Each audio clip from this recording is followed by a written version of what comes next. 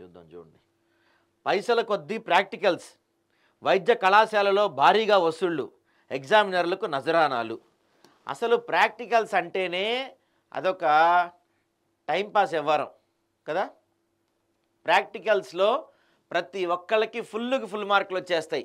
వాడు అసలు కాలేజీకి వచ్చినా రాకపోయినా, ప్రాక్టికల్స్కి స్పెల్లింగ్ వచ్చినా రాకపోయినా వాడికి ఫుల్ మార్క్స్ వచ్చేయటం మనం చాలా రోజుల నుంచి చూస్తూనే ఉన్నాం. ఎందుకంటే పైసలు కొద్దీ ప్రాక్టికల్స్.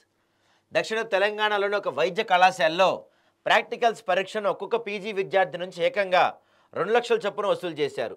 విద్యార్థులు యూపీఐ ద్వారా చెల్లిస్తామంటే ఒప్పుకోలేదు, కేవలం నగదు రూపంలో కట్టించుకున్నారంట. కరీంనగర్లో కూడా ఒక కళాశాలలో ఎంబీబీఎస్ విద్యార్థుల నుంచి ప్రాక్టికల్స్ పేరుతో 10,000 చొప్పున వసూలు చేశారు. ఇవ్వలేమన్న వారిని ప్రాక్టికల్స్లో ఫెయిల్ చేస్తామంటూ బెదిరించినట్లు కాళోజీ వర్సిటీకి ఫిర్యాదు కూడా చేశారు. ఇక రంగారెడ్డి జిల్లాలోని ఒక వైద్య కళాశాలలో రాత్రి 10 గంటల వరకు ప్రాక్టికల్స్ నిర్వహించారు. కొందరు విద్యార్థులు డబ్బు ఇవ్వడం ఆలస్యం కావడంతోనే ప్రాక్టికల్స్ నిర్వహణలో జాప్యం చేసినట్టు తెలుస్తుందంట. అది డబ్బులు ఇస్తేనే ప్రాక్టికల్స్ పెడతారంట చూడండి. వైద్య కళాశాలలో భారీగా వసూళ్లు, ఎగ్జామినర్లకు నజరానాలు. పీజీలో 1,00,000 నుంచి 5 లక్షల వరకు, ఎంబీబీఎస్లో 10,000 నుండి 50,000 దాకా. కాళోజీ వర్సిటీకి భారీగా ఫిర్యాదులు. ఇక ఇంత డబ్బులు కట్టి వాడు ప్రాక్టికల్స్లో మీరు పాస్ చేస్తే వాడు బయటకు వచ్చి ఏం ట్రీట్మెంట్ చేస్తాడు? జనాల మీద ప్రాక్టికల్స్ చేస్తాడు. ఏదో సినిమాలో చూపిస్తారు కదా, అట్లా వాడు జనాల మీద ప్రాక్టికల్స్ చేస్తాడు తప్ప ఏం ఉపయోగం ఉండదు నిజంగా. వైద్య విద్యలో థియరీతో పాటు ప్రాక్టికల్స్ అత్యంత కీలకం. టు బీ హానెస్ట్గా మాట్లాడుకుంటే మనం వైద్య విద్యలో థియరీ కన్నా ప్రాక్టికల్సే మోస్ట్ ఇంపార్టెంట్. నువ్వు చదివిన దానికన్నా నువ్వు చేసిందే ఉపయోగం. ఎందుకంటే బయటకు వచ్చి నువ్వు రేపు చేయాల్సింది ప్రాక్టికల్స్ కాబట్టి. వైద్య విద్యలో థియరీ ఎంత ఇంపార్టెంటో థియరీ కన్నా ప్రాక్టికల్స్ అంతకు డబల్ ఇంపార్టెంట్.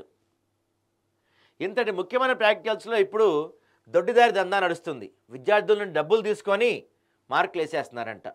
పీజీ విద్యార్థులు అయితే 1,00,000 నుంచి 5 లక్షల వరకు, ఎంబీబీఎస్ అయితే సబ్జెక్టు 10,000 నుంచి 50,000 వరకు ఉంటుంది.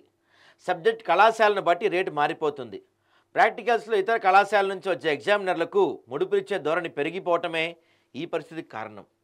ప్రాక్టికల్స్లో అవకతవకలు నిర్ధారణ అయితే ఆ వైద్య కళాశాలను బ్లాక్ లిస్టులో పెట్టి అక్కడ ప్రాక్టికల్ పరీక్షలు నిర్వహించకుంటే నిషేధిస్తామని కూడా వీళ్ళు చెప్పారంట. చూడండి, ఎగ్జామినర్స్ సకల వైభోగాలు ఇస్తారంట వీళ్ళకి. ఎవడైతే ఇన్విజిలేటర్ ఉంటాడో వాడికి అక్రమ వసూలు కదా అంతా. వాళ్ళకి టీఏ డిఎల్తో కాకుండా 5 స్టార్ హోటల్ వసతులు కావాలని వాళ్ళు డిమాండ్ చేస్తుంటారంట. కొన్ని ప్రైవేట్ వైద్య కళాశాలలు తమ గెస్ట్ హౌస్లు ఏర్పాటు చేస్తున్నాయి. దీనికి డబ్బులు ఎక్స్ట్రా. ఉదాహరణకు ఒక ప్రైవేట్ కళాశాలలో జనరల్ సర్జరీ విభాగంలోని 10 మంది పీజీ విద్యార్థుల నుండి 5 లక్షల చొప్పున 55 లక్షలు వసూలు చేసింది. వీటిలో సగం బయట ఎగ్జామినర్లకు ఇచ్చి మిగిలిన డబ్బులను ఆ కళాశాల ప్రొఫెసర్లే పంచుకుంటున్నారు.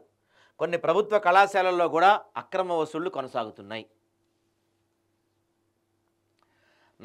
నజరానాలపై మోజులతో కొందరు ప్రభుత్వ వైద్య కళాశాలలో ప్రొఫెసర్లు ప్రైవేట్ కళాశాలలో ఎగ్జామినర్లకు వెళ్లేందుకు యూనివర్సిటీలో భారీగా పైరువేలు చేసుకుంటున్నారంట.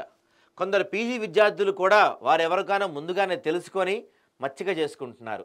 ప్రాక్టికల్స్లో 90 నుంచి 95% మార్కులు వచ్చేలాగా మ్యాథ్స్ ఫిక్సింగ్ చేసుకుంటున్నారు. ఇలా అధిక శాతం మార్కులు సంపాదించిన వారు నీట్లో కూడా మంచి ర్యాంక్ సాధించే అవకాశం ఉంటుంది. నీట్లో ఇద్దరికీ సమాన మార్కులు వచ్చినప్పుడు వారు డిగ్రీ లేదా పీజీలో సాధించిన మార్కులను బట్టి మెరుగైన ర్యాంక్ ఇచ్చే విధానం ఉంటుంది. దీనివల్ల నిజాయితీగా చదివి ఉత్తీర్ణమైన విద్యార్థులు నష్టపోతారు. ఎంబీబీఎస్ అర్హతతో ప్రభుత్వ వైద్యులు నియమించేప్పుడు కూడా అక్రమంగా అధిక మార్కులు సంపాదించిన వారే లబ్ధిదారులు అవుతుంటారు. రైట్. సో ఈ సిట్యువేషన్ ఒక ఎగ్జాంపుల్గా చెప్తా. ఇప్పుడు ఎవడైతే ఈ ఎగ్జామినర్ ఉంటాడో వాడు ఒకళ్ళ దగ్గర డబ్బులు తీసుకొని చక్కగా వాడిని ప్రాక్టికల్స్లో పాస్ చేసేస్తాడు. రేపు వాడు డాక్టర్ అవుతాడు. అనుకోకుండా ఈ ఎగ్జామినర్ ఏదన్నా రోడ్ యాక్సిడెంట్ అవుతాడు, అన్కాన్షియస్ అవుతాడు. వాడిని తెలియకుండా తెలుసో ఇదే ఇప్పుడు వాడు ఎవడైతే డబ్బులు తీసుకొని పాస్ చేశాడో అదే హాస్పిటల్కి వాడిని తీసుకెళ్తారు. వాడికి ఏమి రాదు, ఎందుకంటే వాడు ప్రాక్టికల్స్ చేసలేడు కాబట్టి. వాడు వీడి మీద ప్రయోగాలు చేస్తే వీడు చచ్చిపోతాడు.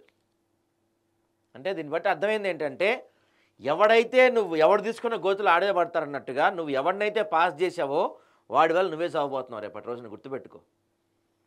ఇది అందరికీ తెలిసిన విషయమే. ఇట్స్ అన్ ఓపెన్ సీక్రెట్ తెలుసా?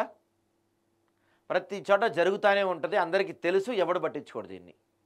ఈ డాక్టర్లు బయటకు వచ్చి మన ప్రాణాల మీద, మన బాడీల మీద వీళ్ళు ఎక్స్పెరిమెంట్లు చేస్తూ ఉంటారు. అడిగేవాళ్ళు లేడు, పట్టించుకునేవాళ్ళు లేడు దీన్ని.